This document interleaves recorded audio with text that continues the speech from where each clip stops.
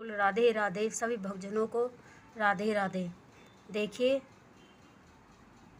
श्री विष्णु पुराण के पहले अध्याय का 9वां अध्याय जो है उसका एक भाग रह रहा, 3 भाग मैंने सुना दिए हैं आपको। मैं अब पहले अध्याय के 9वें अध्याय का चौथा भाग सुनाने जा रही हूँ। सभी को भक्तजनों को राधे राधे, हरि बोल। मेरी वीडियो अच्छी लगे लाइक करना, शेयर करना। जय श्री नारायण। आइए विष्णु पुराण के पहले अध्याय में 9वें अध्याय का चौथा भाग सुनाती हूँ। हरि बोल। जय श्री नारायण, लक्ष्मीपति नारायण की जय।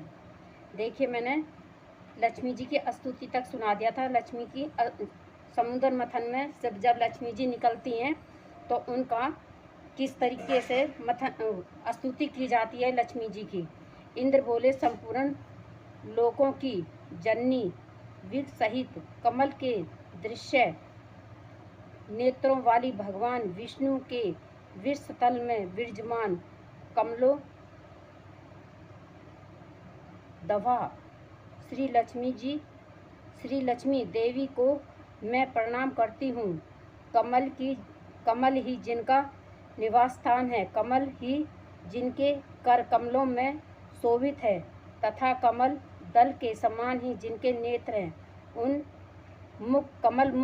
मुखी कमल नभ प्रिय श्री कमला देवी की मैं वंदना करती हूँ।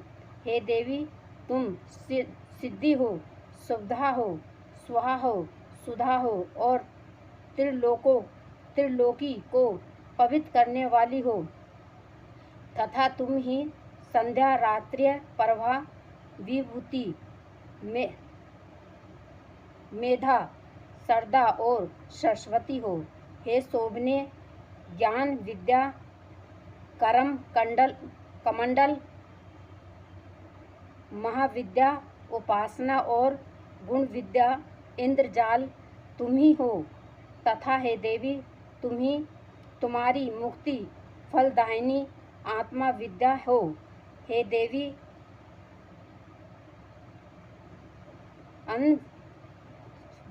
की तर्क विद्या वेद त्रय वात्रीय शिल्पा वाणी जयंती और दंड नीति राजनीति भी तुम ही हो। तुमने ही अपने शांत और उग्र रूप से यह समस्त संसार व्याप्त किया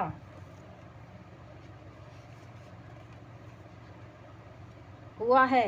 हे देवी, तुम्हारे बिना ऐसी कोई स्त्री है जो देव भगवान गदाधर के योगजनी चिंतित सर्वयज्ञ में शरीर का आश्रय पा सके। हे देवी, तुम्हारे छोड़ देने पर संपूर्ण त्रिलोकी की नष्ट पल्ले हो गई थी। अब तुम्ही ने उसे पुनः जीवन दान दिया है। हे महाभाग्य स्त्री पुत्र गृह धन धान तथा सुंदर्य सुहृद, ये सब सदा आप ही के दृष्टिपात्र से मनुष्यों को मिलते हैं।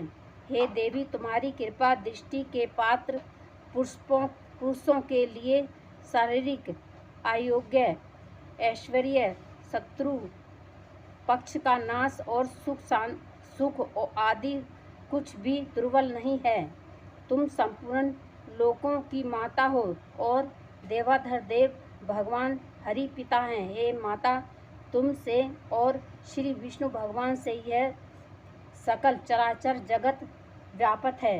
हे सर्व पावनी मातेश्वरी, हमारे कोष खजाने गोष्ठ पशु साल गृह भोग सामग्री शरीर और स्त्री आदि को आप कभी भी न त्यागें, अर्थात इनमें भरपूर रहें। यही विष्णु वृक्षस्थल निवासनीय हमारे पुत्र सुहृद पशु और भूषण आदि को आप कभी न छोड़ें। हे अमल्य, जिन मनुष्यों को तुम छोड़ देती हो उन्हें सत्व, मानसिक बल, सत्य, सोच और शील आदि गुण भी शीघ्र ही त्याग देते हैं, और तुम्हारी कृपा दृष्टि होने पर जो गुणहीन पुरुष भी शीघ्र ही शील आदि संपूर्ण गुण और कुलीनता तथा ऐश्वर्य आदि से सम्मान हो जाते हैं। हे देवी, जिस पर तुम्हारी कृपा दृष्टि है वही प्रसन्न है, वही गुणीन है, वही धन भाग्य है, वही कुलीन और बुद्धिमान है तथा वही सूरवीर और पराक्रमी है।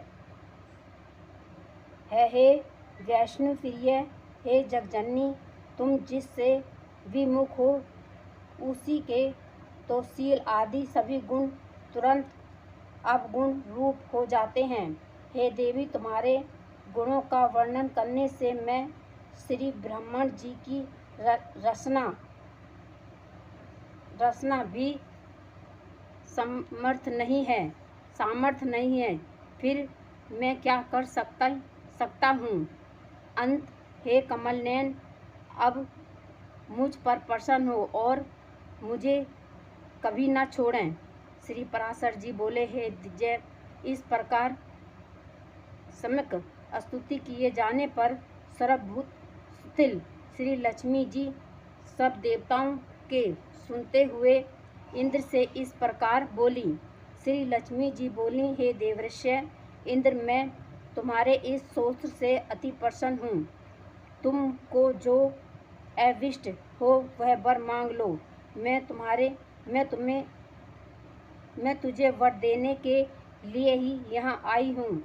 इंद्र बोले, हे देवी, यदि आप वर देना चाहती हैं और मैं भी यदि वर पाने योग्य हूँ तो मुझको पहला वर तो यह दीजिए कि आप इस त्रिलोकी का कभी त्याग न करें, और हे समुद्रीय संभे, दूसरा वर मुझे यह दीजिए कि जो कोई आपकी इस स्तोत्र से स्तुति करे उसे आप कभी न त्यागें।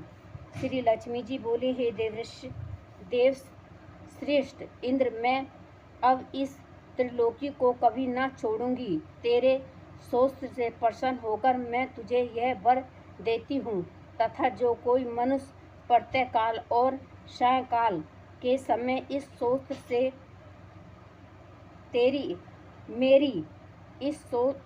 से मेरी स्तुति करेगा उससे मैं कभी विमुख नहीं होंगी। श्री पराशर जी बोले, हे मंत्र्य, इस प्रकार पूर्व काल में महाभाग्य श्री लक्ष्मी जी ने देवराज की स्तोत्र रूप आराधना से संतुष्ट होकर उन्हें यह वर दिया। लक्ष्मी जी पहले भृगु जी के द्वारा व्याख्यात नामक स्त्री से उत्पन्न हुई थी, फिर अमृत मंथन के समय देव और दानवों के प्रयत्न से वे समुद्र से प्रकट हुई। इस प्रकार संसार के स्वामी देवाधर देव श्री विष्णु भगवान जब जब अवतार धारण करते हैं तभी लक्ष्मी जी उनके साथ रहती हैं। जब जब भगवान किसी भी रूप में विष्णु भगवान आते हैं तो माँ लक्ष्मी उसी प्रकार माँ लक्ष्मी भी अपना रूप धारण करके उनकी सेवा में उस प्रस्तुति होती हैं। बोलो लक्ष्मीपति नारायण की जय। जब श्री हरि आदि त्याग रूप हुए, आदित्य रूप हुए तो वे पद से फिर उत्पन्न हुई और पदा कहलाई, तथा जब वे परशुराम हुए तो वे पृथ्वी हुई। श्री हरि के राम होने पर वे सीता जी हुई और श्री कृष्ण अवतार में श्री रुक्मणी जी हुई। इस प्रकार अन्य अवतारों में भी ये भगवान से कभी पृथक नहीं होती।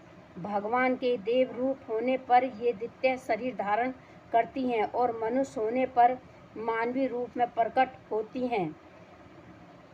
विष्णु भगवान के शरीर के अनुरूप ही ये अपना शरीर भी बना लेती हैं। जो मनुष्य लक्ष्मी जी के जन्म की इस कथा को सुनेगा तथा अथवा पढ़ेगा, उसके घर में वर्तमान, आगामी और भूत तीनों कुलों में रहते हुए कभी लक्ष्मी का नाश ना होगा। हे मुनि, जिन घरों में लक्ष्मी जी के इस स्तोत्र का पाठ होता है, उनमें कलह को आधारभूत दृढ़ता कभी नहीं ठहर सकती। हे ब्राह्मण, तूने जो मुझसे पूछा था कि पहले भृगु जी की पुत्री होकर फिर लक्ष्मी जी क्षीर सागर से कैसे उत्पन्न हुई, सो मैंने तुमसे यह सब वर्तमान कह दिया। इस प्रकार इंद्र के मुख से प्रकट हुई यह लक्ष्मी जी की स्तुति सरल विभूति की प्राप्ति का कारण है। जो लोग इसका नित्य